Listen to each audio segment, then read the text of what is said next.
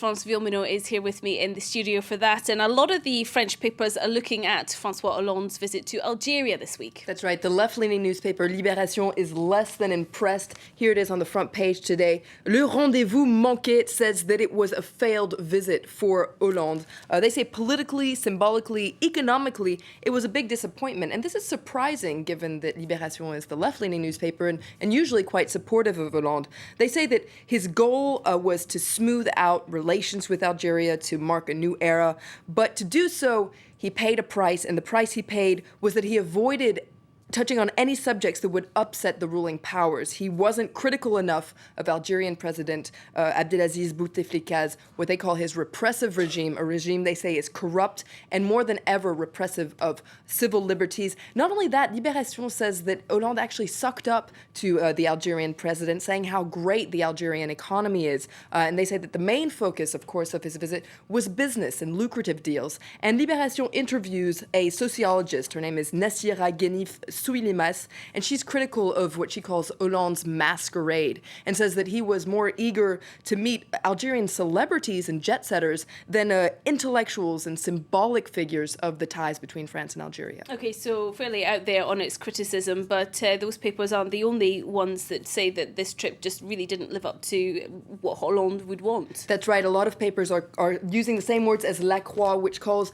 his visit there baby steps in diplomacy. And Le Figaro uses that same expression, baby steps, and says that previous French presidents tried and failed to warm up relations with Algeria. Hollande here is proceeding cautiously, and he's hoping that time will heal the wounds of the past. Okay, well, you mentioned Le Figaro there. That's also looking at what looks like the political comeback of a disgraced politician. That's right. Here he is on the cover of Le Figaro, Le Retour qui dérange, the controversial comeback, and they're talking about Bernard Tapie. So for those of you who don't know who Bernard Tapie is, he's a businessman who was also part of François Mitterrand's cabinet.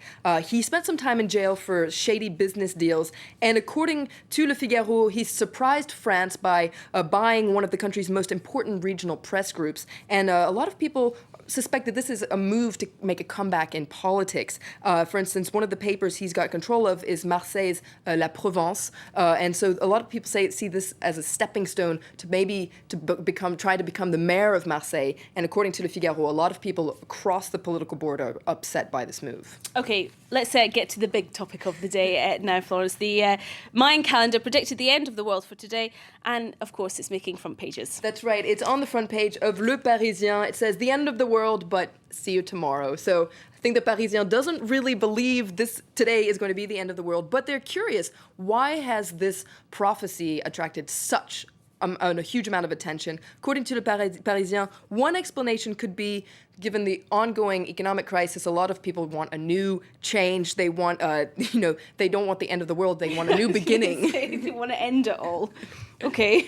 One reason, though, that is getting a lot of attention here in France is because a French town is supposedly going to be spared from all of this. That's right. That's the town of Bucharest in the south of France. And Le Parisien sent some journalists there. And let's just say there's some pretty colorful characters that are interviewed. They're waiting for the apocalypse. They say that today between 12 and 2 p.m. an interdimensional vortex is going to open up in a mountain in Bucharest, and they're hoping to jump in. So best of luck to them. Now, this just finished up. There's an interesting article in Slate that looks at other apocalypses that we've avoided. According to historians, the end of the world has been predicted 182 times so far.